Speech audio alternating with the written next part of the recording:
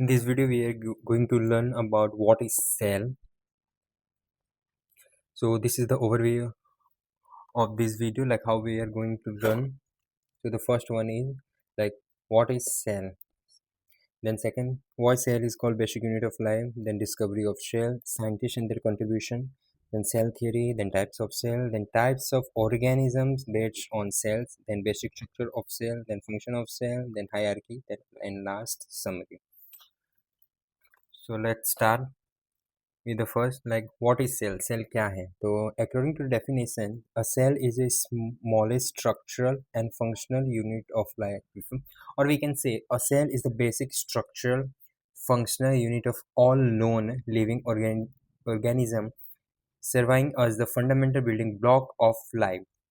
So इधर हम देख सकते हैं सेल को हम smallest structural and function unit of life बोले. बट क्यों? तो स्ट्रक्चर क्यों? तो एज्यूम स्ट्रक्चर मतलब सेल की ही वजह से ऑर्गेनिज्म को शेप मिलता है. एंड देन फंक्शन, सेल की ही वजह से हर एक पर्टिकुलर ऑर्गेनिज्म उनके हर फंक्शन परफॉर्म होते हैं, जैसे कि respiration, removal of waste, digestion etcetera. तो ऐसा हम बोल सकते हैं नो सेल नो लाइफ. अगर सेल ना हो तो लाइफ भी नहीं है. Now why cell is called the basic unit of life. Cell को हम बेसिक यूनिट ऑफ लाइफ क्यों बोलते हैं?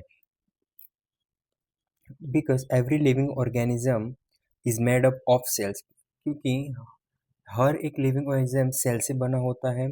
वो ग्रो करता है फॉर्मिंग न्यू सेल, रिपेयर करता है using cells, like dead cell जो होते हैं वो रिप्लेस हो जाते हैं by the new cells, and die when cell stop working, और मर जाते हैं जब सेल अपना मतलब डिवीजन करना स्टॉप कर देता है. ऐसा तो हम बोल सकते हैं life begin at cell level.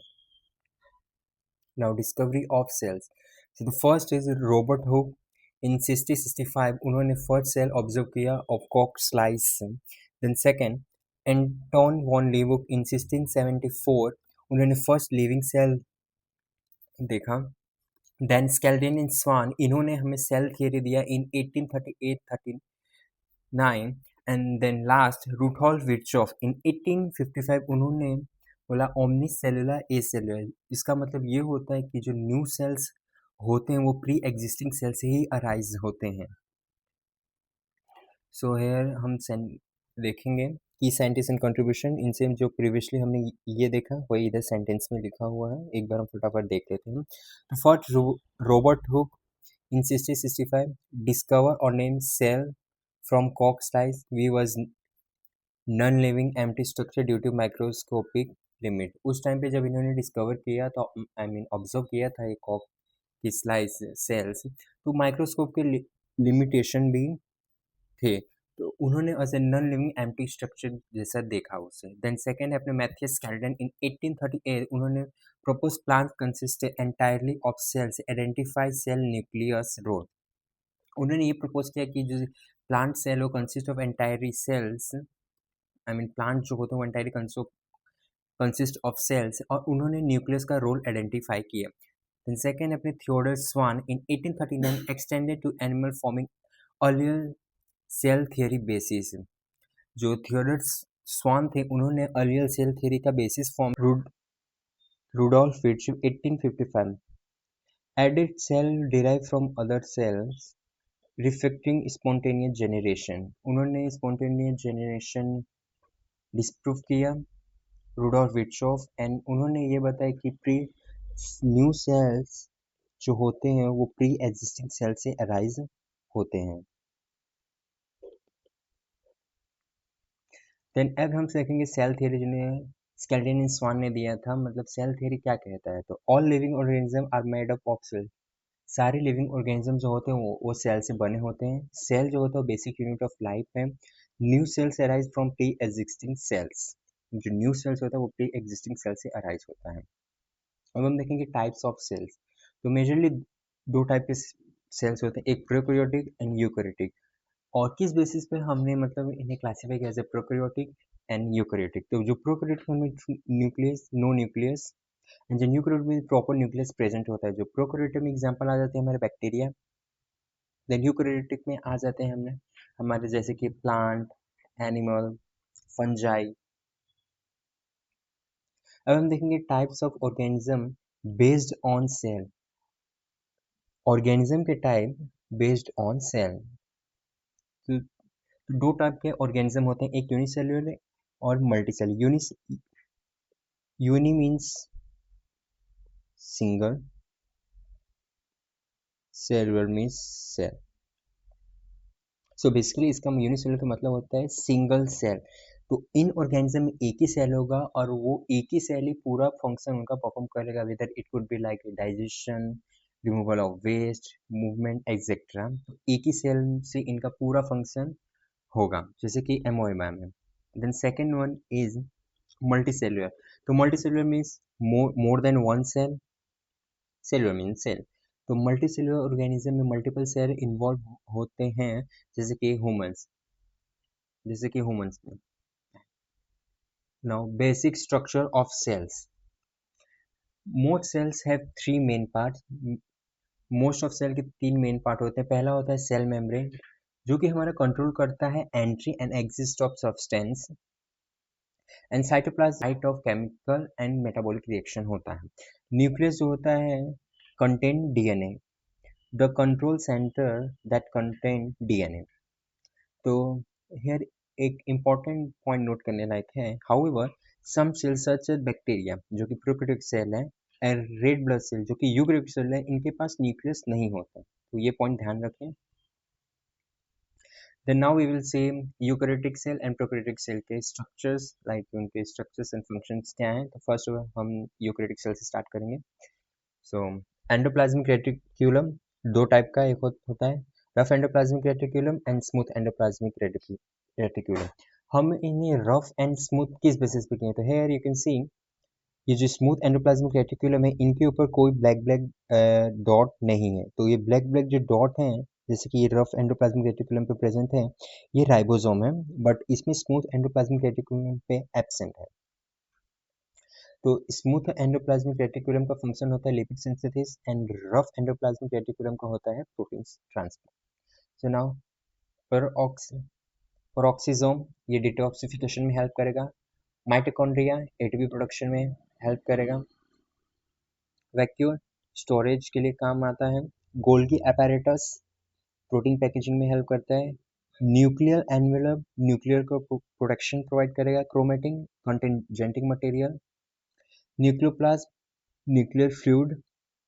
Nucleolus ribosome formation में हेल्प करेगा। एंड जो nuclear envelope, chromatin, nucleoplasm and nucleus होता है, ये मिलके न्यूक्लियस फॉर्म करता है। ऐसा बोल सकते हैं न्यूक्लियस जो है वो कंट्रोल सेंटर है।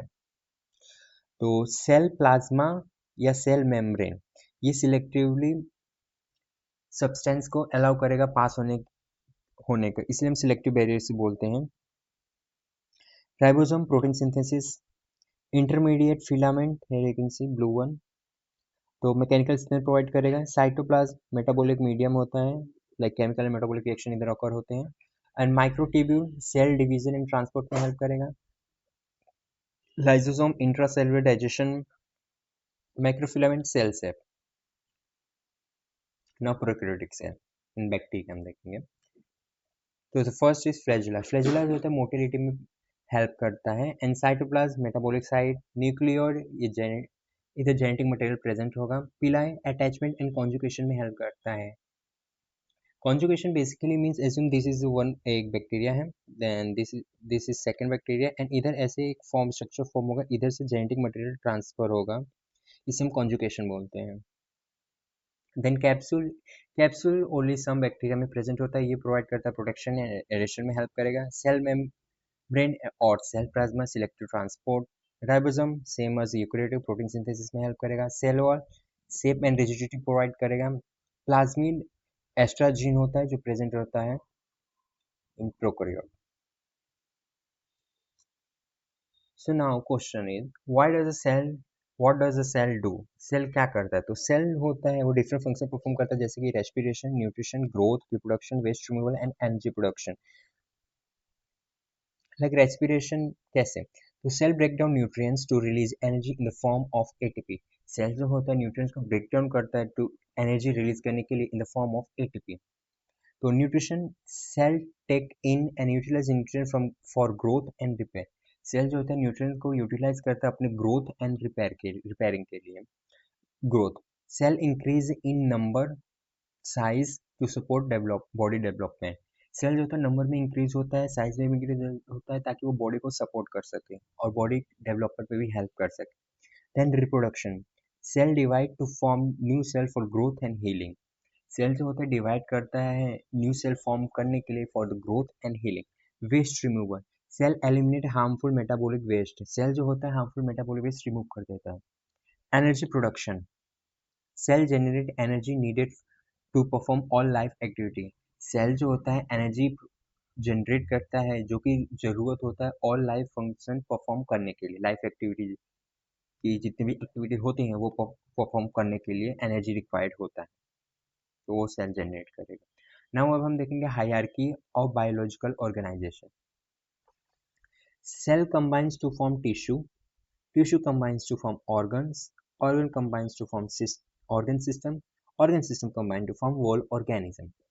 सो है सिंपली हम ये समझते हैं सेल जो होता है ग्रुप ऑफ सेल होता है वो टिश्यू फॉर्म करता है and tissue group of tissue organ form करता है। ऑर्गन से होल ऑर्गन सिस्टम फॉर्म होता है और ऑर्गन सिस्टम से ही एक पूरा ऑर्गेनिज्म होता है। अगर कंफ्यूजन है तो हम सिंपली इस एग्जांपल से समझ लेते हैं, अगर ना है, अगर थोड़ा भी कंफ्यूजन है तो एज्यूम एक ब्रिक है, इसको हम बहुत ब्रिक ले लेके एक हमने लेयर बना दिया। देन ऐसे बहुत लेयर बना के एक ईंट को कलेक्ट मतलब जोड़ जोड़ के हमने एक दीवार बना दी। देन दीवार जोड़ते जोड़ते मोर दीवार बना के हमारा और ऐसे हाफ मतलब इनकम्प्लीट रूम तैयार हो गया। देन अच्छे से देन इसके बाद और हमने बनाया मतलब प्रॉपर रूम बना दिया, एक रूम बन गया, राइट। तो अब ये समझो जैसे कि ये सेल है, सेल से हम अपना टिश्यू बना, टिश्यू से ऑर्गन, ऑर्गन से पूरा एक ऑर्गन सिस्टम, ऑर्गन सिस्टम से अपना whole organism. Now I hope ये क्लियर हो आप सबको को। देन लास्ट समरी, तो ऐसा हम बोल सकते हैं सेल जो होता है बहुत टाइनी होता है but they run the entire living world. So that's all, इधर ही हमारा सेल का ओवरव्यू खत्म होता है। अब हम 5 एमसीक्यूज फटाफट देख लेते हैं। I want you to like pause the video and comment down your answer, then check how many questions you have got wrong. So the first question, which statement best explain why Rudolf Virchow contribution corrected earlier cell theory? So the first, he proved all organisms are multicellular. He demonstrated spontaneous generation. He established the cell arise only from pre-existing cell. He discovered nucleus in plant cell. So the correct answer is C. Second, a student a student observed a living cell under microscope but failed to detect a nucleus. Which is the most logical inference? तो एक student है, उसने living cell under microscope observe किया but उसने fail to detect nucleus, उसे nucleus नहीं दिखा, right. तो इसमें से करेक्ट ऑप्शन क्या है? So the first is the cell is dead, no. The cell must be unicellular, no. Cell is prokaryotic or mammalian alveoli. This is the correct answer. Option C. Third one. Which sequence correctly represent increasing biological complexity? तो हमें simple to complex के through move करना है, ये ध्यान रखें। So the simplest में क्या आएगा? Cell, then complex में organism. Now check. Cell से organ बनता है और sorry.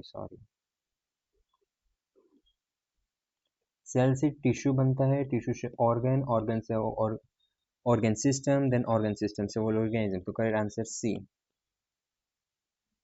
Fourth, amoeba is placed under eukaryotic unicellular organism because जो amoeba है eukaryotic unicellular under place है क्योंकि it lack nucleus, no, eukaryotic है तो nucleus present है। It has membrane bound organelles but exist a single cell, true। उसके पास membrane bound organelle है but वो single cell है, that's why उसे unicellular में प्लेस किया गया इवन थो इट इज यूकैरियोटिक। तो दूसरी ऑप्शन भी देखें, it is multicellular, no. It has cell wall and capsule, no. Fifth one, which statement is incorrect, incorrect पूछा, ध्यान दें, regarding basic cell structure. A cytoplasm is the site of metabolic reaction, true. A cell have, all cells have nucleus, no. Cell membrane regulate entry and exit of substance, true. DNA is a housed in eukaryote, true. So correct answer is B. So that's all. Thank you for watching the video.